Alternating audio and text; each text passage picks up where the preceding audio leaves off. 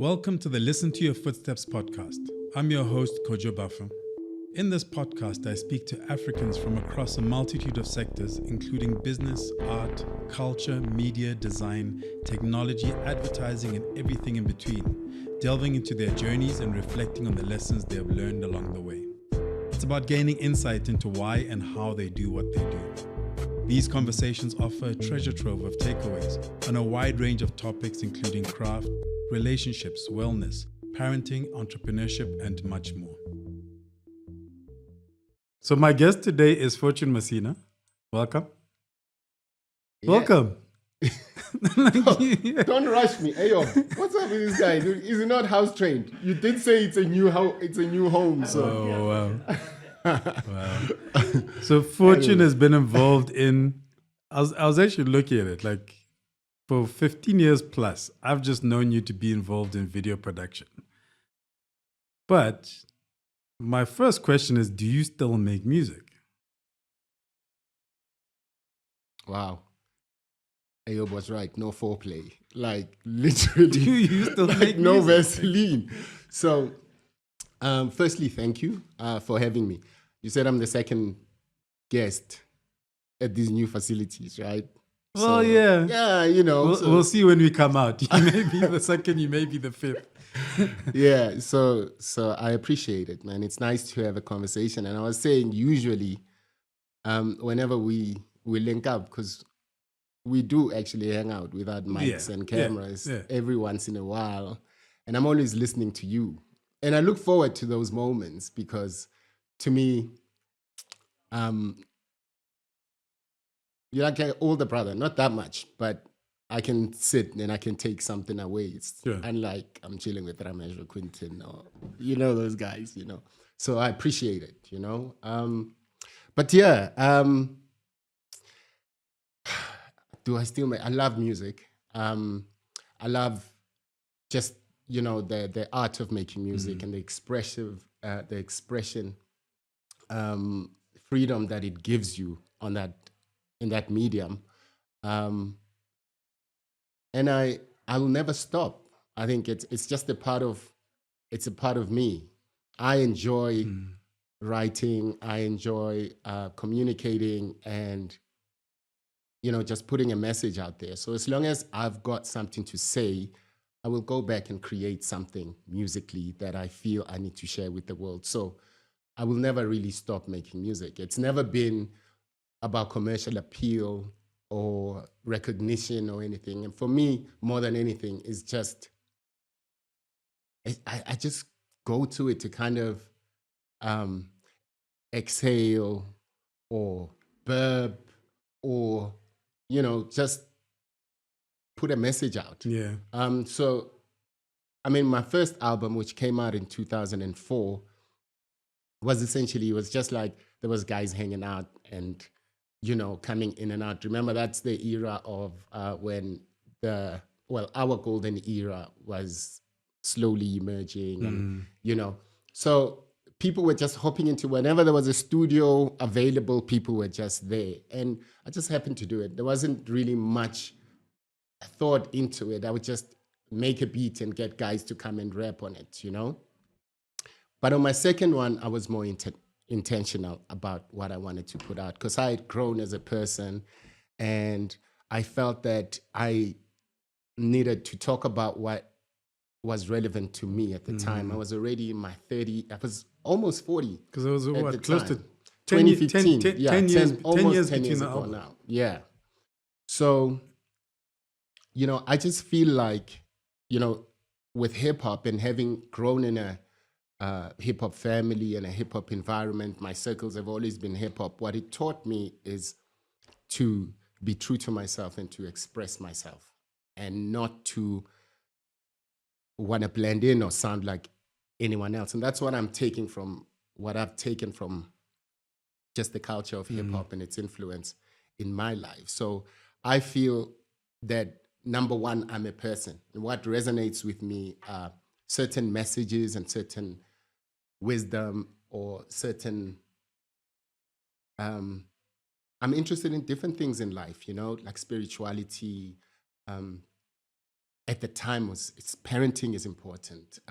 Just growing as a man is important to me. And I felt that nobody was talking about that. Like people think that hip hop and rapping is a young man's game, but I think it was a young genre. And so, only now we have the first generation of hip hop grandparents. I'm looking forward to becoming a grandparent. Maybe when I do my third installation, I'll already be a grandparent, and that'll be a new perspective, like rapping from a place of I'm a granddad, and now I have new experiences to share, so I think for me, that's what hip hop is. And if you listen to Album Rapper 2, it is vastly different from the first one. Because I wanted to say something. I celebrate my wife on there. I talk about messing up in a relationship. I talk about love coming to an end. I talk about parenting. I talk about just being yourself and being positive and going after what you want. And I think a lot of times people my age feel like they have to, I hate to use the word dumb them, maybe it's not dumb themselves down, but they have to sound a lot younger than who they are to appeal to what's popping. You know what I mean? But I think it's okay for like an artist in their 20s to be rapping about what they're going through and their worldview at that particular time. And I think it's amazing for a 21-year-old to be doing that. Sometimes it sounds cool, or it sounds nice melodically, sonically, and everything, but it's not the energy I want to take in, So I rather listen to rappers that are a little older than me, that have a little bit more life experience than me, because it kind of feels like they're shining the light on the path that I'm walking, That's interesting, because I think we're also all reaching an age where we're just trying to make sense of where we, to a certain extent, where we fit. Because, I mean, I'm at the age where, like the uncles, my older sister, her friends, because there's quite a bit of a gap between myself and my older sister. Yeah. Understanding myself as like an adult, an older person within society, and the things that I'm comfortable with and things I'm not comfortable with, and having also worked in the public eye, in the public space, and that evolution where it's like, okay, you're no more that person out in front driving stuff. You're now kind of in the background, and what does that mean, and where do I fit in? And I find that an interesting conversation that I'm having more and more with people my age, because we're no more the cool kids. Yeah, I mean, your kids are older, so they're even cooler now.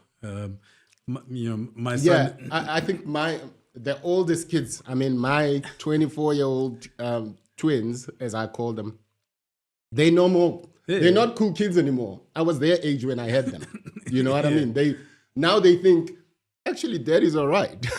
Now they're apologizing for the way they used to treat me back in the day. So, yes, you're right. I agree with you. And I think for me, I did that a little bit earlier on, like where I just going into my second album. That's when I just found that,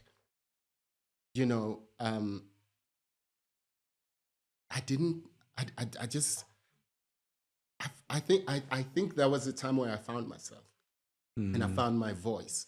And, I was no longer craving for like external validation or the need to be out, to be seen with so-and-so, or to be relevant within hip hop, or to try and remind people that I've done some stuff, like I started finding, contentment in family and my marriage with my wife, and my values kind of changed. I'm eating a sweet, so nobody can get me to spit out sweet. I got a sweet tooth, you know? So, I just found that my values kind of changed, and I wanted to say certain things, and I wanted to be, I was an uncle. I was already at an uncle age at that time. And I was like, how do I want the Ngwedis and the Langas and, to look at me or to see me? I want it to be approachable, but at the same time, I want them to know me as somebody they can go to for advice, and not for somebody that is talking about the clubs and the girls and I get, like, I really cringe when I hear a rapper in their 40s and they're still talking about all night parties and I never use this word, but the hoes and things like, I'm like, come on, like, dog, like, really. It's interesting. I find it strangely difficult to listen to stuff that I loved. 100%. Like, so in my teens or my 20s, like, listen to Snoop Dogg, or now at my age with children, and I'm just like, and I was there, like, we're right in the middle of it, singing those words. And now, like, I understand the importance of words. I understand the importance of what you put out. I understand the importance of how they influence how we think and how we view the world and view ourselves. And having a son and a daughter, and I'm listening to that stuff, and I'm just like, there's the nostalgia part of it, that I still connect to, but it's like, but those words, like, it's hard to sing them.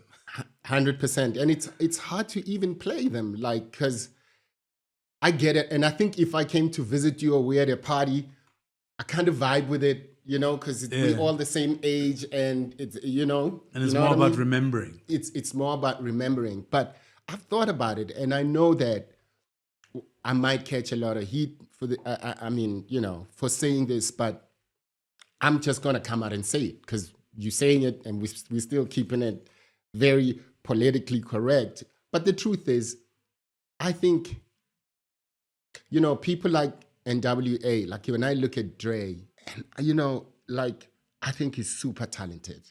He's amazing technically, and just his gift.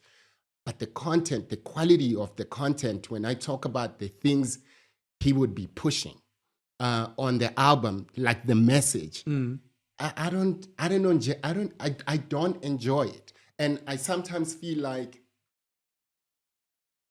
does he deserve the glory that he gets? Like, just in terms of being the best in the world to ever do it, in terms of producing and all that. And I go, okay, cool, I get it, and I understand it from a technical point of view and what he's achieved. But whose standards are those, right? You're selling millions and millions, but what are you saying? What are you teaching? Now, I'll talk about other rappers at the same time.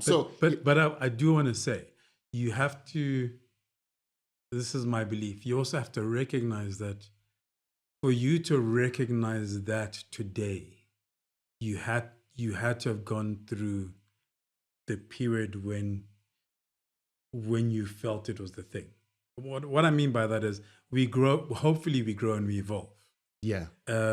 And sometimes to grow into and evolve into a person who recognizes that something is problematic, something I did when I was, and there's a number of things that I did when I was 20, when I was 21, when I was 22, the things that I thought were cool, the things that the way I thought I needed to be and I needed to act.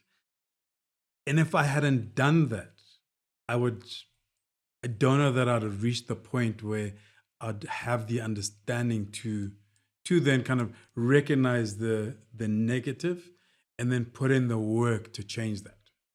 So for example, like what you're talking about when you're talking about like a Dre, there are a lot of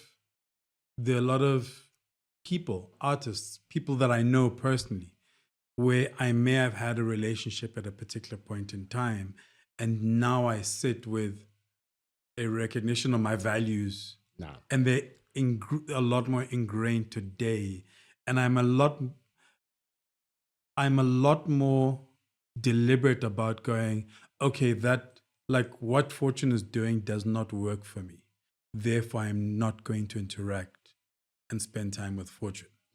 Whereas 20 years ago, I maybe wouldn't have been able to draw that line Yeah. and stick to the line. Yeah. So I think it's also that. Like, I think we need to allow ourselves also the grace of growing as long as we're growing. Like, as long as we're sitting now and going, okay, we recognize that shit was dodgy. Yeah. So I'm with you 100%. And I recognize that. I mean, think in probably my top albums, I think it's Niggas for Life, just in terms of just the production, technically how, that thing is mixed so well, like just how the story comes together, you know? I'll still put it down as it's one of my favorite albums because it shaped, you know, it shaped what I like about music, what I liked about hip hop, what I like about production, and not just it's just the art of storytelling and making it, you know, it was just a sonic product, but you could imagine and see what was happening, right? But I do recognize that I am able to recognize what I liked about it and what I have outgrown now, right? But at the same time, I think it would be good to have a hero of mine like a Dre to also outwardly recognize that, right? To say it, right? And I haven't felt him say it anyway. Like there's been times where, you know, he's been pressed to apologize for certain things he's done to certain people, which I'll never go into, that I've never felt that he's kind of evolved the way that I have, you know? But sadly, he's still a hero of mine and I can't erase him. It's like, 12 Play is one of my favorite albums. And when I think about my first love, you know, when I was 17, 18 years old, I cannot divorce 12 R. Kelly from that memory. So it's difficult for me to, you know, but I still like the product that they made at that time and I'm attached to it, right? But at the same time, I have other heroes like an Ice Cube, for instance, who's a product of NWA. But when I compare the two, right, apples to apples now, he had Death Certificate. When I listened to that album, which came out at around the same time, Death Certificate has a death side and a life side. So even at that time, they were still young, but he could turn a negative into a positive in the art of storytelling.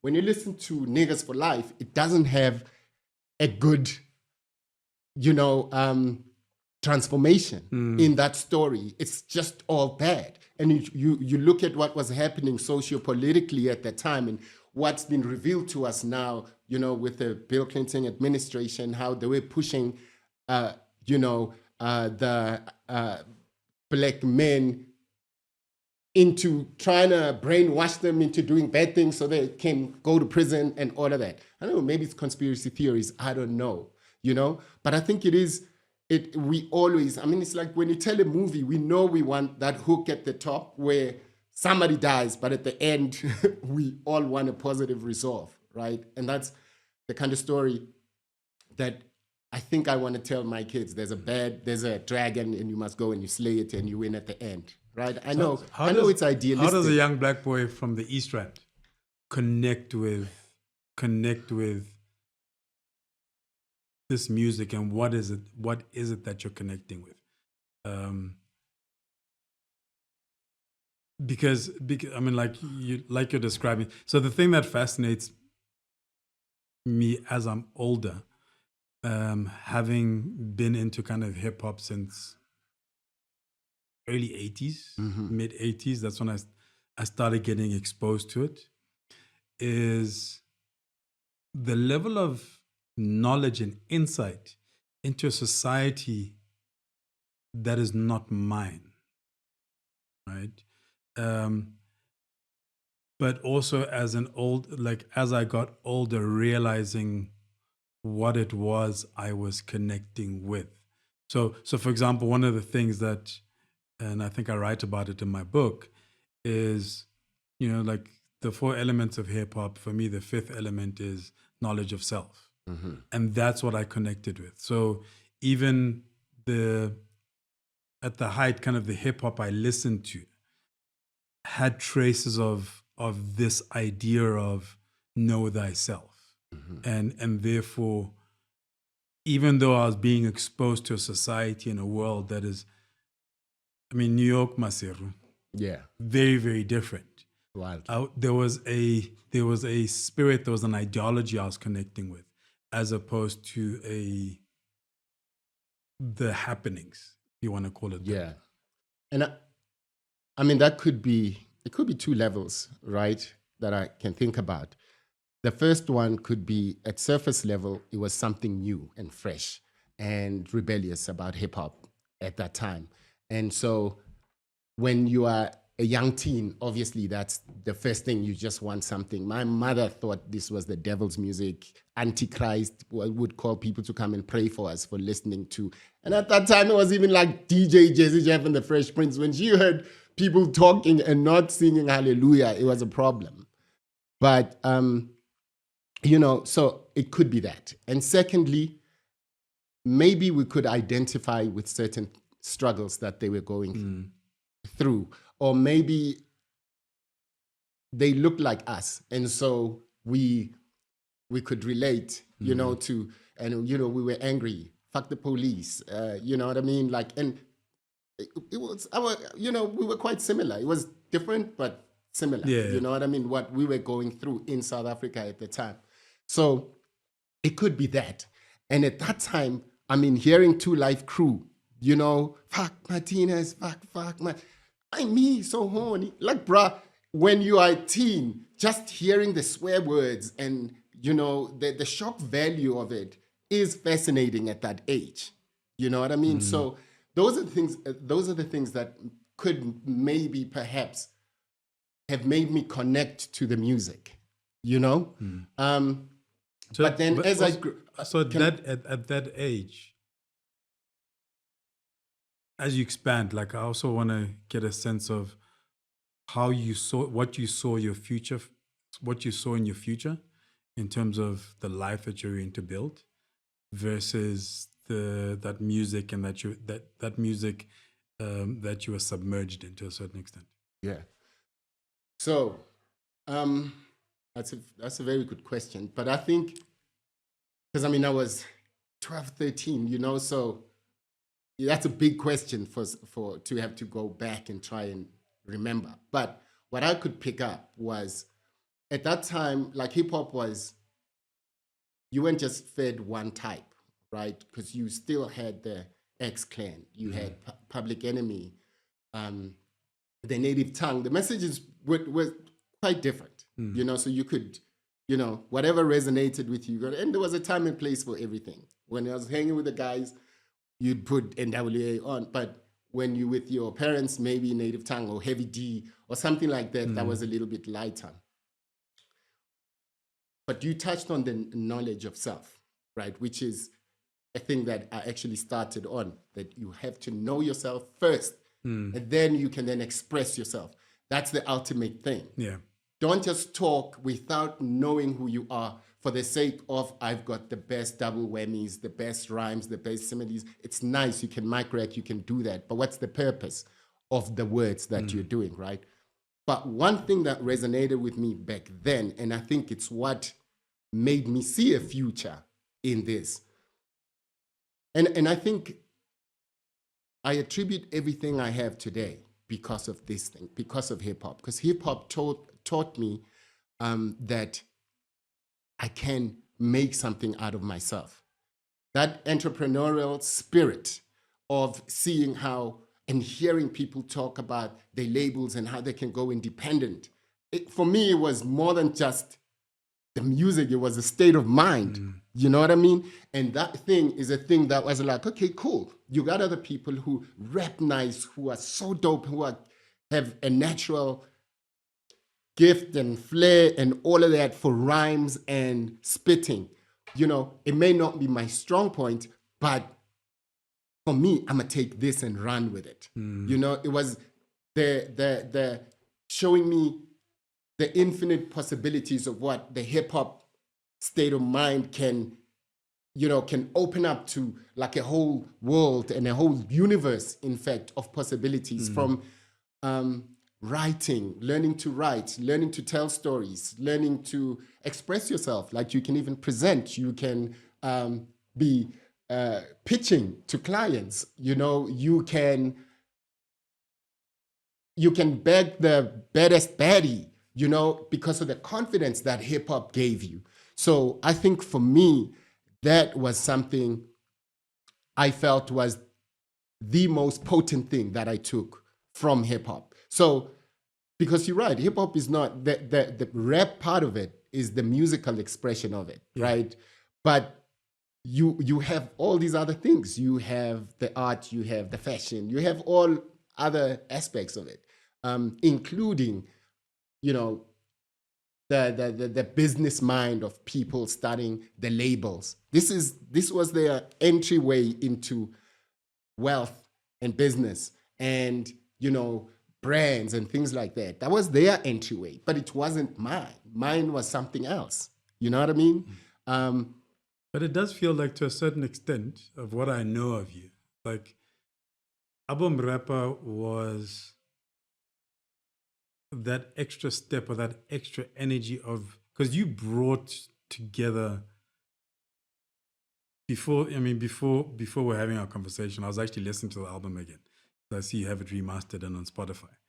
Oh, the old one. Yes. And it was all these threads, right, that you're bringing together. And at the same time, when I look at you it's like you built like the South African version of the Wayans family, because it's you and then your siblings, and it feels like you created a runway for each of your siblings to find their space, all kind of within the, let's call it entertainment, storytelling, etc. space. So it's, when you talk about, for example, connecting with like the entrepreneurial aspect, the using it as a vehicle, as a tool. When I look at your journey and I look at your story and I look at your family story, it feels like a manifestation of that. Yeah.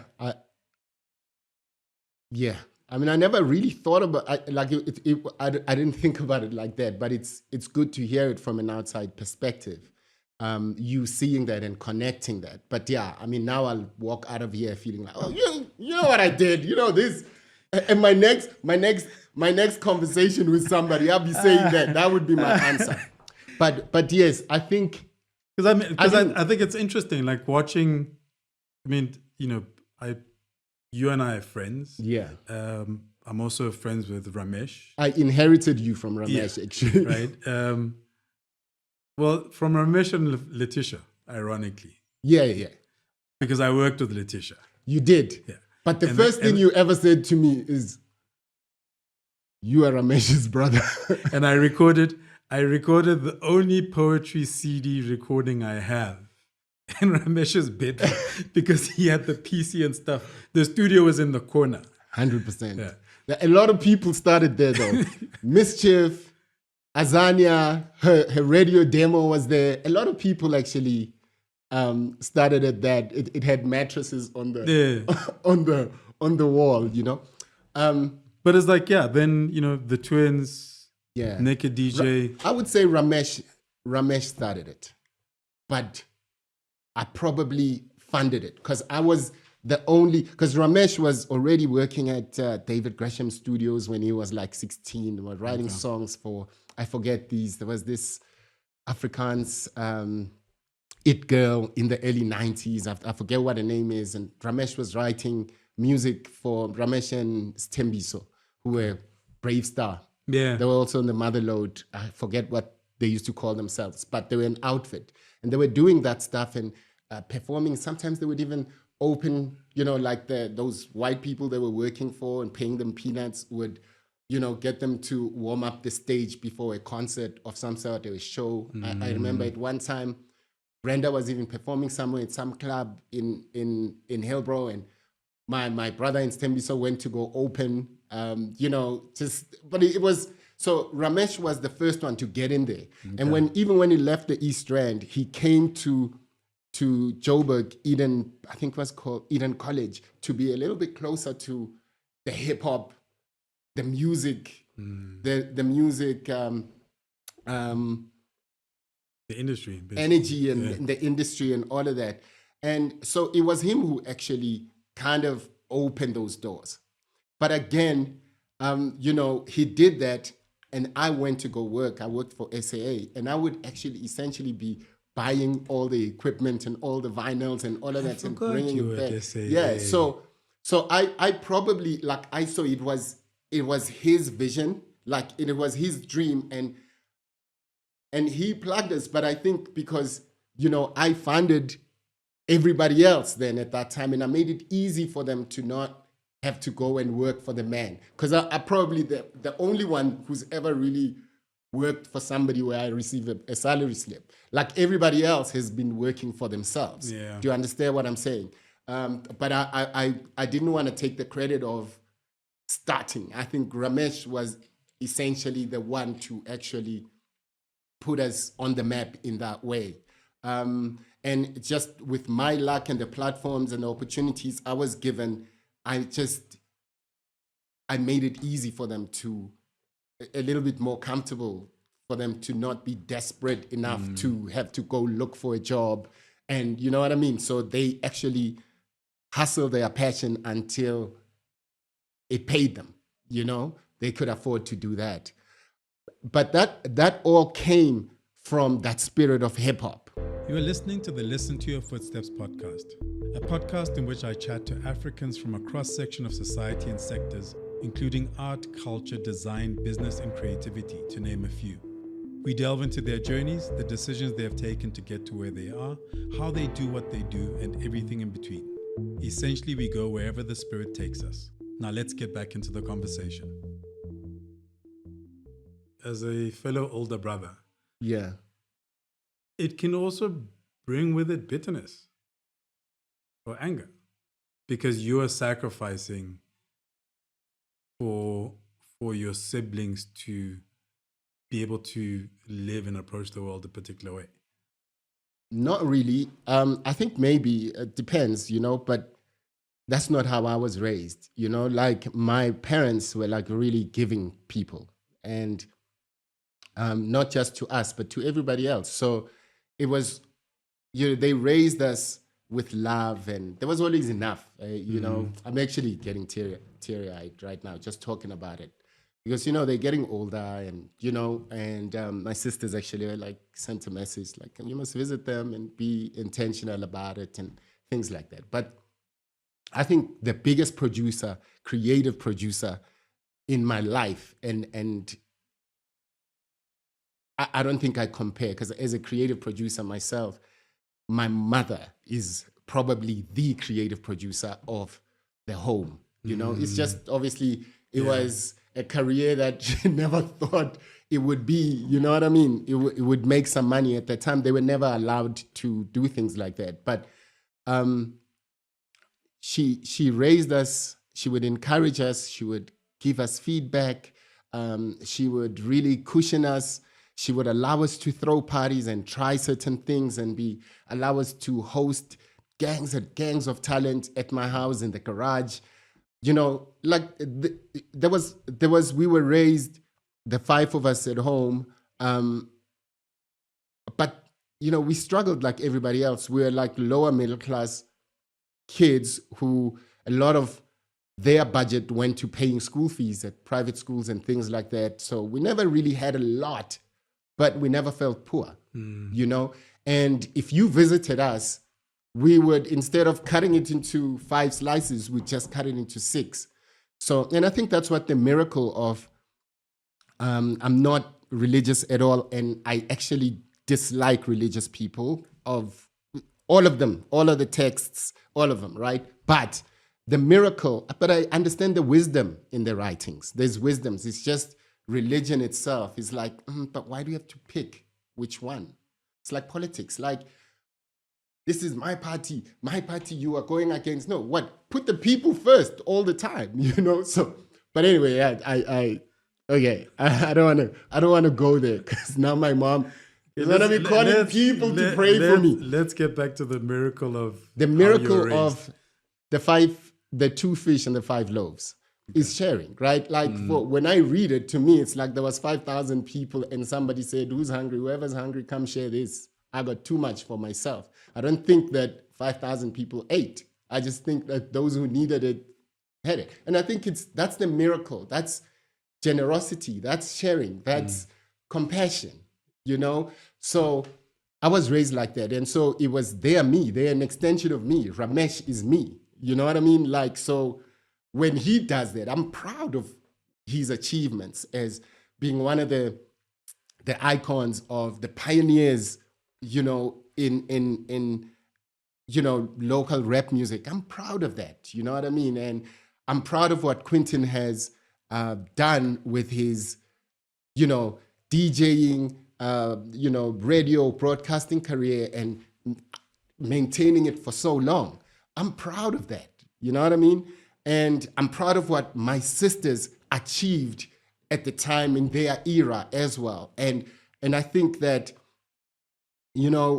it always comes back to me because when I need something, and our industry, you know what I mean? It's very temperamental. So sometimes I need money, I need bills paid, and I can still go back to my siblings who have when I don't have to assist me. So I've never felt like I don't have the life I've always dreamt of living. So I've never felt like they owe me something or, I don't know. I'm happy with how things panned out. Yeah. How'd you end up at SAA? Then I had failed my first year again. That was repeating my first year. What did you study? I was studying marketing. Now, I got to tell you, so how it actually worked out is I wanted to make ads.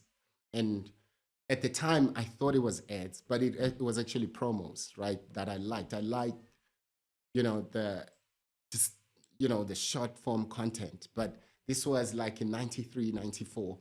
And I spoke to my dad, and my dad was like, advertising. And I was like, okay, I'm going to study advertising. But then I think the schools that offered advertising were the expensive schools. So I decided to go to Vets Tech at the time. And I just I was like, okay, cool. They've got marketing and it's got advertising as a subject in one of the years. And I just didn't know much. So I signed up for it and I was like, okay, let me do it. But when I got there, marketing was a totally different thing. It's not what I wanted to do. It wasn't creative. I didn't feel it was creating enough in terms of just creating and producing, just being intimately involved with that. It was, the thinkers kind of being strategy and things like marketing. Yeah, So I wasn't feeling it at all. And then something came up, or I came across L&B campus. And I was like, there was film, there was what? I was like, this is what I want to do. So I went and enrolled there. I signed up. I can't remember what. I forged my dad's signature, all of that kind of stuff. My dad caught wind of that. I think a letter came. My dad was like, there's no way you're doing this. You need a future. Go and study marketing. What is this? TV? That's what he said. So I didn't end up going there. So I was forced to go back again to Vets Tech. And I was like, I just wasn't feeling it. I remember at that time, most of the time I'd leave campus and then go to Specs. Specs lived in Braamfontein and I just hang out with him. You hang out with girls and the girls are buying you lunches, and because I don't want to go back home because I failed last year, they're going to tell me stories. And I had a bursary that I wasted, so at that time, I remember I had an ex-girlfriend who was like, just started a business, a recruitment business. And she was like, because I was in Braam, I was just walking around, her offices was there. I think I was there for like a free lunch or whatever that I was trying to. And she was like, hey, SAA is looking for this. I think you'd be great at it. And they gave me dates. I went for interviews and I ended up working there. It was at the right place at the right time. Remember, I'm I'm a 1994 matriculant, you know, so at that time, doors were opening up to people who looked like me. And so it was a little bit easier for me. Even though it was tougher because I was always the first batch into an unfamiliar space. And there was nobody to kind of warn you or to guide you because they'd never been in those spaces. I mean, when I joined SAA at that time, they were looking to just meet the quotas, you know what I mean? So I was at the right place at the right time.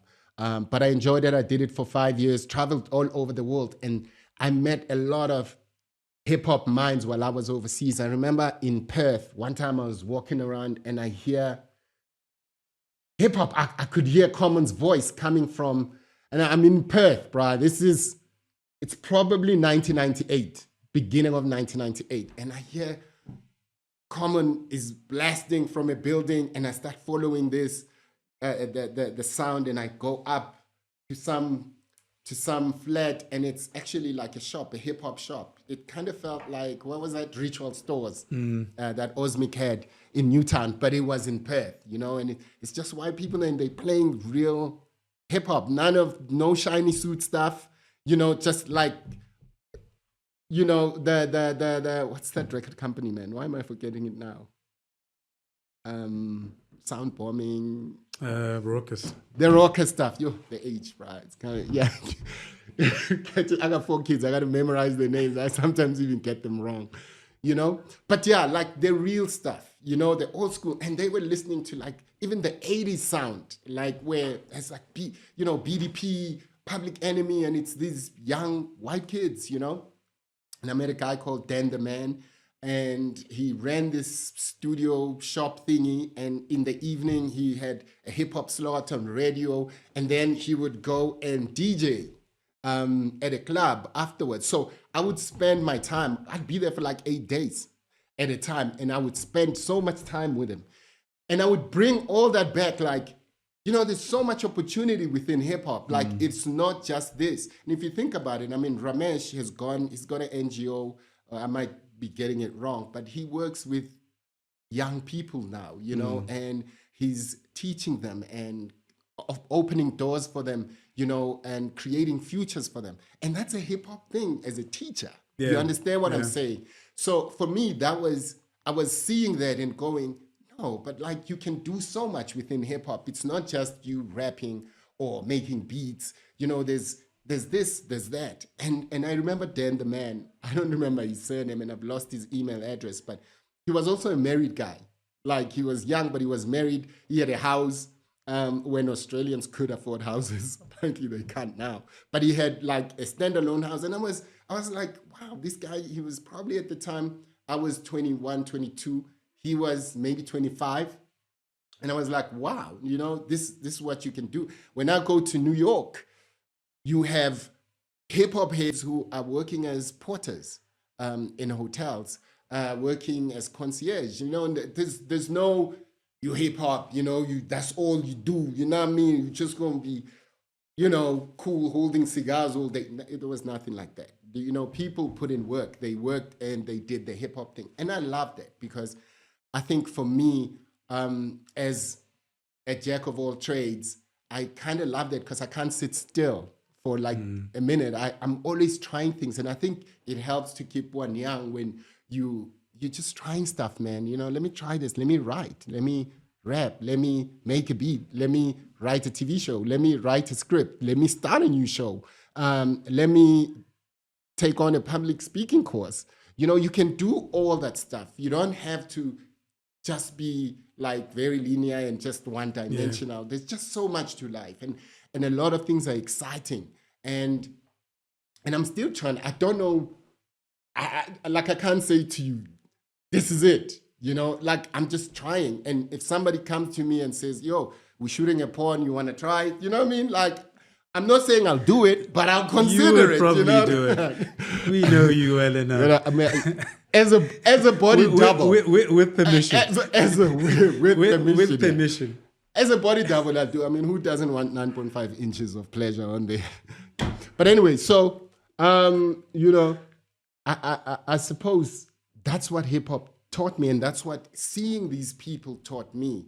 and they were taking hip hop and kind of like it's hip hop is like the Big Bang, if I may. I've never used this analogy before, but like it's just an explosion. And just like how we are still in the process of the Big Bang, it hasn't, life hasn't ended. We're still shooting across the universe. We're shooting across space in this rock.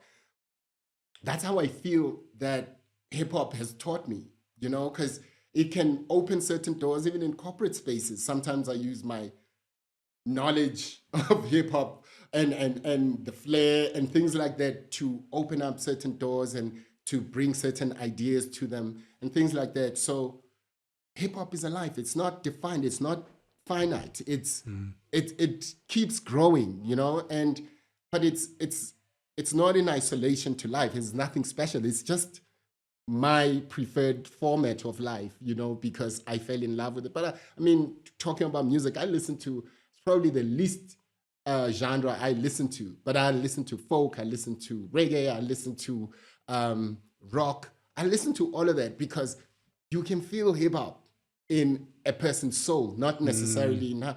Jimi Hendrix, for me, you can feel that hip hopness in him, you know?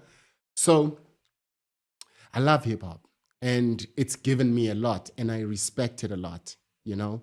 But in order for me to keep staying true to it, I have to listen to the Master Aces. I have to listen to the Jay-Z's, the Will Smiths, the Ice Cubes, the Ice-T's, because they're a little bit older and they offer me content that is helping me grow. And hence I was saying to you, I listen to you because your life experience is a little bit more than mine. You understand what I'm saying? And so, and I think sometimes the youth is wasted on the young because young people rush to try and tell you they know a lot. But when you sit back and you listen to the uncles when they're talking, and I'm not saying all of them have wisdom, you know, but you can pick up certain things and you can learn from everybody, even the dumb asses. You can actually learn what not to do. And, you know, maybe you can take a different approach, you know? So I prefer that than to go back and listen to somebody who's 21 with their experience. It's nice when I hear it in passing and I'm like, oh, that's a nice song. Oh, yeah, But then that's it, you know? But I believe the content I want to consume, I want to spend time on, has to be something that I've never heard, something that is opening up a new dimension in the universe for me, because that's how one grows. You know what I mean? I'm not, you can, if I keep listening to, you know, to what's new, who's new, oh, this kid is saying what, and nothing is new under the sun. They all saying the same thing, you know? But I think the older people, they've seen more, they've been through more.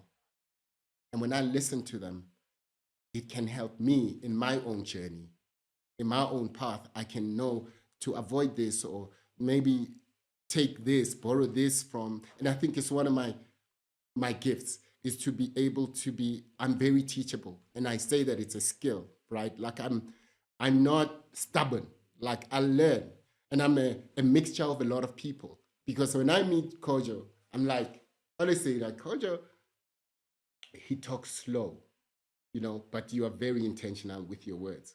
And so somebody has, like when I first knew you, I would be in a rush to like, I know you got something, Kojo, but say it. But you be careful with your words and you will take time to get there and you'll keep your monotone going. No matter how excited you keep it there. But then there are times where I channel a Kojo because I realize I'm talking to somebody who's young and I gotta be careful what I say. And I physically, like I really channel it, you know? And there's times where I channel a Ramesh because I know what his strengths are. And sometimes I'll sit there and go, you know, Ayo be so good when he wants, you know, people to come to the studio and then this is how he does his thing. And I actually do it. And I think you are born with certain gifts, and that's your strength.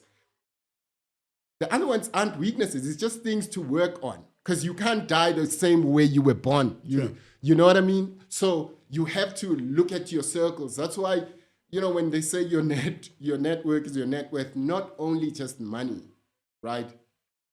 It's literally just people who add value into your life, right? So, you have to learn from them.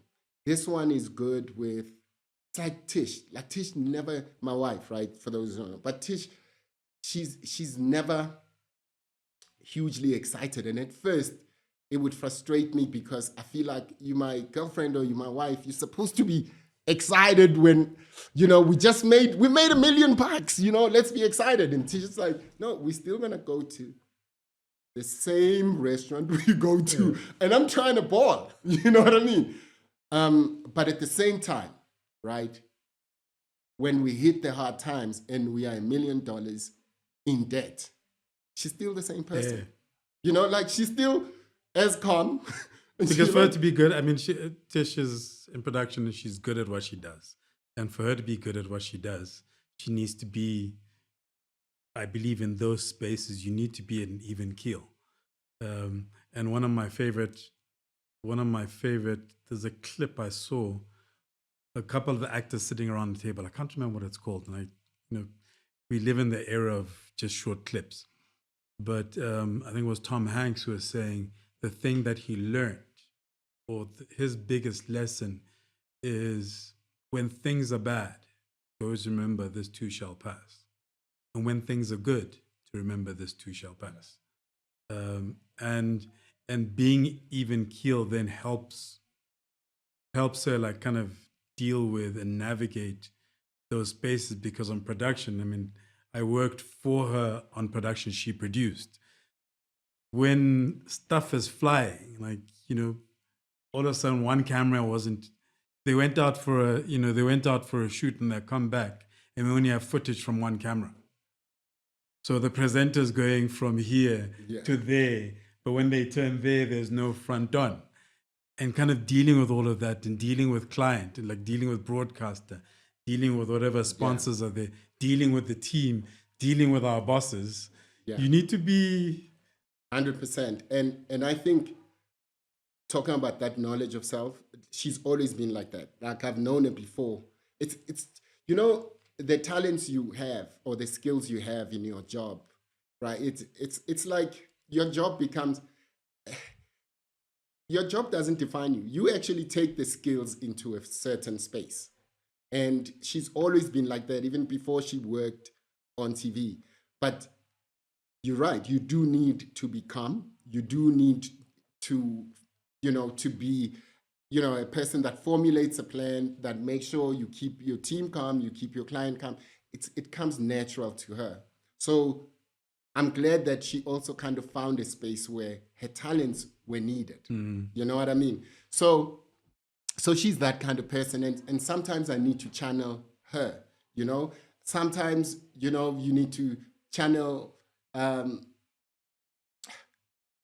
trying to find... there's people with a lot like Rilebogile, a go-getter and very hype, very energetic, And, there's a time and space for that. And so I borrow from a lot of people because I know where I lack. And so those people are there to kind of, prop me up. Mm. And, but I don't use them as a crutch, but I'm able to learn from them. I know how to channel that energy and go, cool, now I'm going into this mode. And because it's going to help me, because I don't naturally have it. It feels like work for me or to me when I do that. But that's fine, because I've got other things that come naturally to me. I don't have to look at other people and I go, okay, you're trying to be a me, but you know what I mean? So it is important to know yourself. It is important to know the right people to keep in your space, because that's part of your team. And your team doesn't have to be like you. They actually need to complement you instead of being exactly the same as you. I was thinking about it today. I was playing Temperatures Rising by Mobb Deep. I haven't heard that track in a long time. And Tish was talking to me right through that whole song. And I was like, "No, you don't talk." I just put this song on. And they're rapping and she's shouting at me about something, you know? So it's not the same. But a hip hop chick would have understood, let me wait for this track and be singing along. And then after we would have talking to, but it is what it is.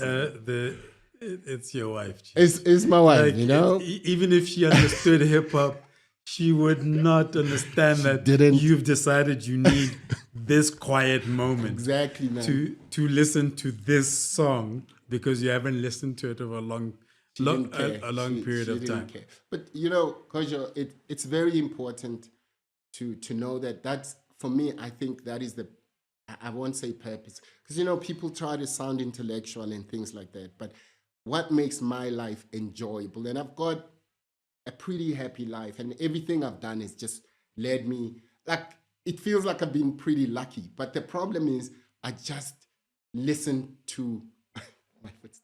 Oh, that's not cool.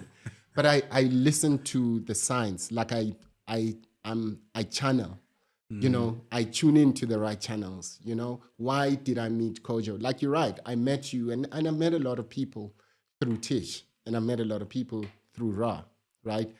But there's a reason why I'll call you and say, let's go and do drinks or whatever. Or you want to go and do a cigar, which I don't, but I'll sit there with a drink until we're done.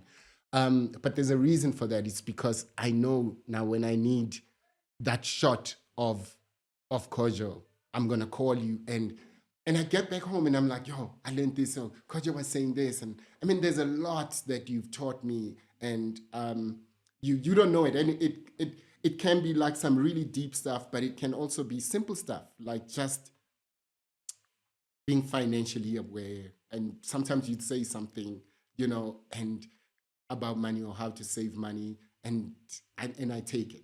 I can't imagine what I'd say about money, because I won't say no. But you've said some stuff, and it's not a matter of, because sometimes you may have made a mistake about investment or you spending wrong, and you say, yo, I did this, I did that, you know, and I didn't like it, and it's in passing, but it's an experience I hadn't been through, and so I'll take it and go, ooh, Kojo said ABC, and when I recognize that situation in my life, I know that Kojo gave me advice, you know? So, and that's the beauty of it, and everybody has their own space, and I think we'd be a lot more in tune, we'd be a little bit more complete if we acknowledge, recognize, and celebrated each person for their own different, unique contribution than to try and always fit people in, you know, these boxes. Yeah. You know what I mean? Like, if you hip hop, you sound like this. Oh, if you hip hop, you can't be at a rock concert. I don't go to hip hop concerts, but I've been to a Linkin Park concert because I'll spend my money there because I know, okay, also my wife is more into rock, so we definitely Linkin Park too. What's wrong with Linkin Park? But you know, but we're all different, and but I think the universe is actually would happily accommodate you and celebrate you. It's just that a lot of people are afraid to be themselves. They don't know how to be. And it takes a lot of courage for people to actually be like, actually, I don't want to go there. I don't like to be in certain circles. You know, I would rather be, I like people who we share the same values with. And values are not tangible things. You know, is family important to you? Yes, it is. Is parenting important? Great. Do you love people? Do you respect people? Or are you the kind of person who chases the bottom line and you treat people like crap? I don't, you know, those are the kind of things that I look for. And when I'm sitting with that person, I won't force, like, one of my closest friends is a guy called Temba. I don't know if you've ever met him. You probably heard about him. I post him quite a lot as well. I don't remember. We've been friends since 1995. I don't remember ever sitting and going, yo, listen to this song.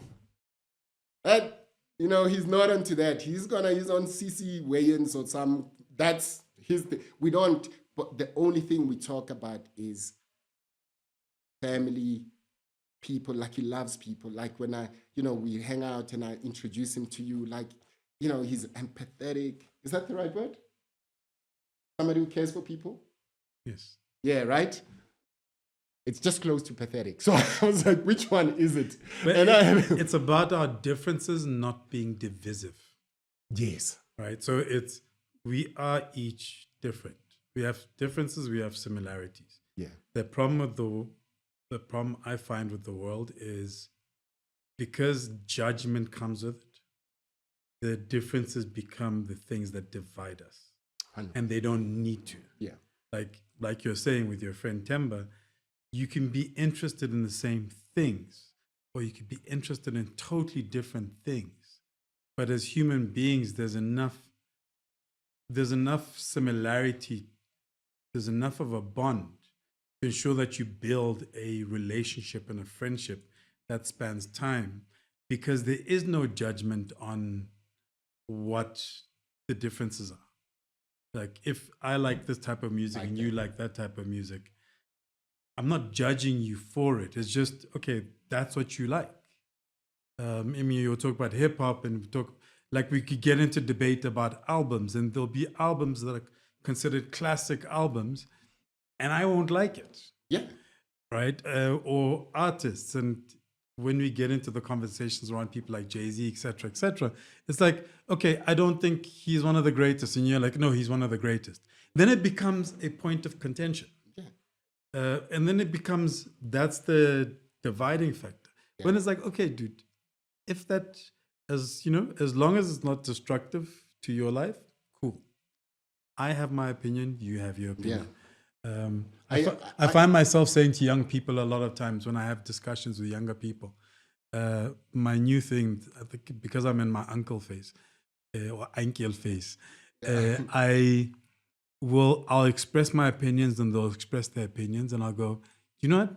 We're not going to agree. So let's come and have this conversation in 10 years' time.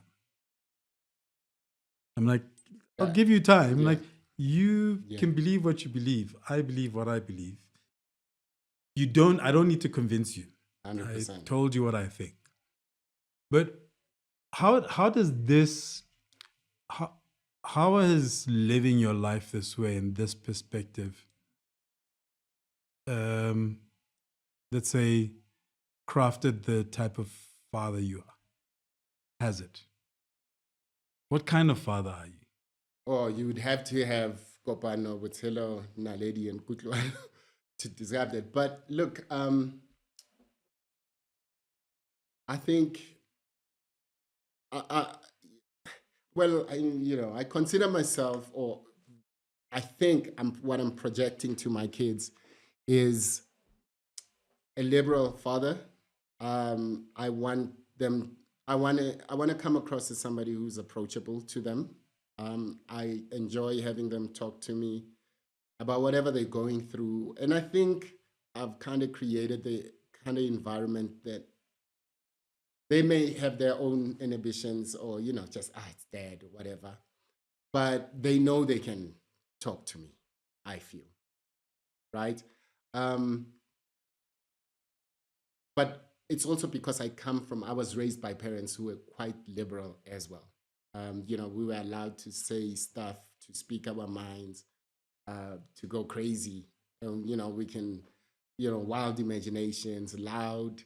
I've got that space. I read somewhere that when you have kids who are loud and they can scream in your house and, enjoy, of course, that you've actually created a safe space for them, that they can be themselves. They can, and I think I kind of liked hearing that.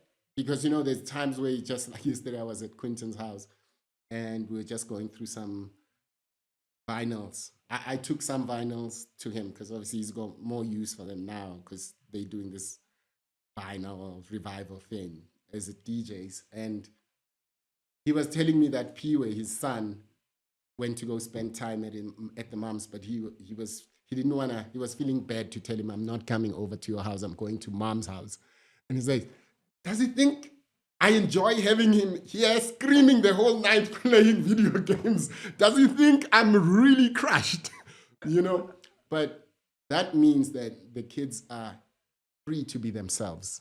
they enjoy, and you've created a haven for them, a safe space for them to be expressive and to be as loud as they want to be. And I think I've created that kind of home for my kids. And I want them to, I never tell my daughters, don't wear this, don't wear, like I never say don't, and I just encourage them to be themselves. I encourage them to love people, to respect people. And you were talking about that, and I wanted to go back to it as well. The difference is not being, what's this sentence? Divisive. I learn a lot when I sit with writers and poets, the Ayobs and the Kojo, this world, it's crazy. But it's like religion for me. So I don't raise my kids to be, because I understand each religion is a beautiful thing when you look at it in isolation. Everything is wonderful. What they stand for, love, do this, blah, blah, blah, blah. But then it becomes a thing, which makes me believe that it's human constructed, because it becomes divisive. Do you understand? Like, this one believes like this, and that's it. This one believes like this, and I don't like that. But I believe that,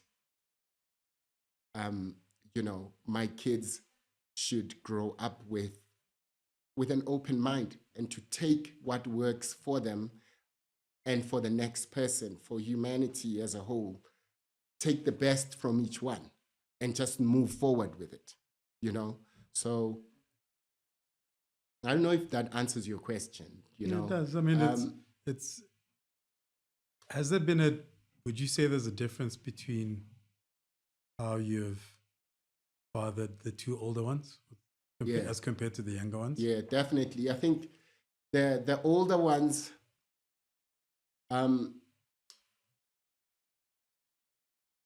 I feel they're a little bit more, we gave them more things because we were still much younger and we were hustling, and hustling was a big value, and we needed to have a house, we needed to have this. And so, we treated them to nicer things, and that felt like we were kind of making up for us not being there as much. Even though the home was still the same, we were, same love, same everything, but they had more toys, bigger things, and maybe even it was cheaper back then. I don't know what it is, but they had more expensive toys and more things. And it was also still the two of them, With the younger ones, we learned a lot, what not to push, what not to press anymore. And we're also quite tired now. We don't want to be, we had prize giving yesterday, and we got the little one, Kutlwano. Sometimes we feel bad because it's the fourth time going to these things and seeing these things, and we still need to maintain that same energy and excitement because it's new to him, Yeah. And we always, because we don't even do the homework anymore, because now we're at the stage where we're like, he's not gonna die, like he won't fail, like we're okay even if, but he does super well, and he just does it by himself, and he's more like a loner, like he works by himself. So we don't remind him, have you studied, have you done this, and he just does his thing, but he does okay. And we felt like the older ones, we were more micromanaging, because we thought if you leave them alone for 2 seconds, when you come back, they're gonna be skeletons on the floor. And they're more fragile and delicate. These ones, we don't care. We know they're not going to break. Yeah. Because the first time around, you're not sure about everything, right? Yeah. So you're chasing like every little sound, every little... Like that dummy. For me, the dummy is the perfect thing. With your first, the dummy falls. You've got hot water. You pour hot water over it. You sterilize. The second one, you pick it up. And you put it in their mouth. Yeah, exactly, With the third one, pick it up. Pick it up. You know what I mean? So that's basically how it's been, But what's beautiful is that I think they also, it's a two-way thing, They also give me a lot of life. and they're funny kids. They're very outgoing, very social. One of the biggest values is just the love of people and the respect for, the greater community, So I like that they have that, they already feel it. And now, because the older ones are 24, they becoming people. Yeah. I mean, the young ones, one is 12, one is 15, is still boys and, and Sonic, it's crazy. But they grow into it. I don't think we should hold off on talking wisdom to younger people or teaching them lessons and things. Say it, even though you sound stupid and you sound like an uncle. Because you're right, in 10 years, you grow into it. They grow into understanding what you've been trying to do this whole time. So never dumb yourself down and say, I'll catch on with them later.